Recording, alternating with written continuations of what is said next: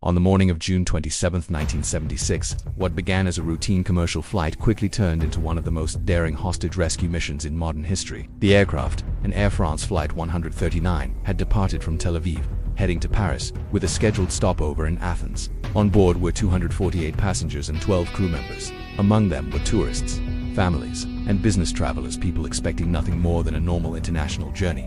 But shortly after leaving Athens, everything changed. 4 hijackers suddenly took control of the plane. 2 were members of the Palestinian militant group Popular Front for the Liberation of Palestine External Operations, while the other 2 were German extremists from the revolutionary cells. Armed and determined, they forced the pilots to divert the aircraft south toward Africa. Their destination was Entebbe, where they had the support of Uganda's controversial leader, Idi Amin. After a tense journey and a stop for fuel in Benghazi, the plane finally landed at Entebbe International Airport. The hostages were moved into the airport's old terminal building. Soon, more armed militants joined the hijackers, increasing the threat. Then came the moment that shocked many observers. The hijackers separated the passengers. Israeli citizens and Jewish passengers were singled out and kept under heavy guard. Most of the other hostages were gradually released. To many, it was a chilling reminder of discrimination not seen since the horrors of World War II. Meanwhile, the hijackers issued their demands. They wanted 53 pro-Palestinian prisoners being held in Israel and other countries released. If their demands were not met, they threatened to begin executing hostages. The deadline was approaching fast. Inside Israel, the government faced an agonizing decision. Prime Minister Yitzhak Rabin and Defense Minister Shimon Peres debated what to do. Negotiating with terrorists could save lives in the short term, but it might encourage more hijackings in the future. Yet a military rescue mission seemed nearly impossible. The hostages were being held over 4,000 kilometers away, deep in hostile territory, guarded by terrorists and Ugandan soldiers. Still, Israeli intelligence began secretly planning a rescue. The operation would later become known as Operation Entebbe, also called Operation Thunderbolt. It was a plan so bold that many initially believed it could never work. Israeli intelligence agents gathered every piece of information they could find.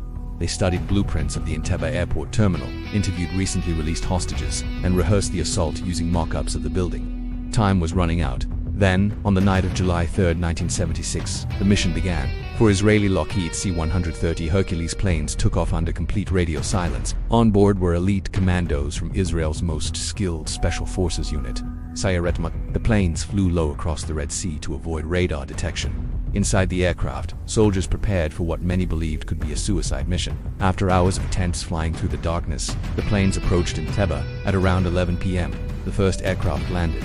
What happened next was a brilliant act of deception. Israeli commandos rolled a black Mercedes-Benz 600 off the plane made to resemble the vehicle often used by President Idi Amin. Behind it followed Land Rovers carrying armed soldiers. The idea was simple: trick the Ugandan guards into believing Amin himself had arrived. But the deception only lasted moments. When Ugandan soldiers became suspicious, the commandos opened fire and quickly neutralized them. The assault team then rushed into the terminal building.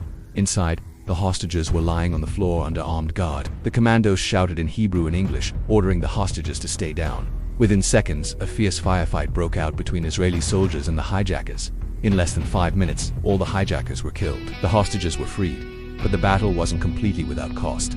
The commander of the mission, Yonatan Netanyahu, was fatally wounded during the operation. He would later become the only Israeli soldier killed in the rescue and the brother of future Israeli Prime Minister Benjamin Netanyahu. As the rescue unfolded, Israeli troops also destroyed several Ugandan fighter jets on the runway to prevent pursuit. Within minutes, the rescued hostages were rushed onto the waiting aircraft. Then the planes took off back toward Israel. The entire ground operation had lasted about 53 minutes. By the time the planes landed safely in Tel Aviv, the world was stunned.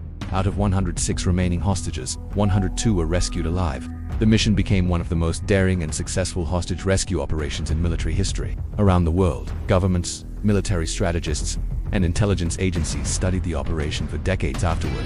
For Israel, it became a defining moment demonstrating a national policy that terrorists could not act with impunity. For others, it raised difficult questions about sovereignty, international law, and the risks of military intervention abroad. But one thing was undeniable: Operation Entebbe had changed the way the world thought about counterterrorism forever.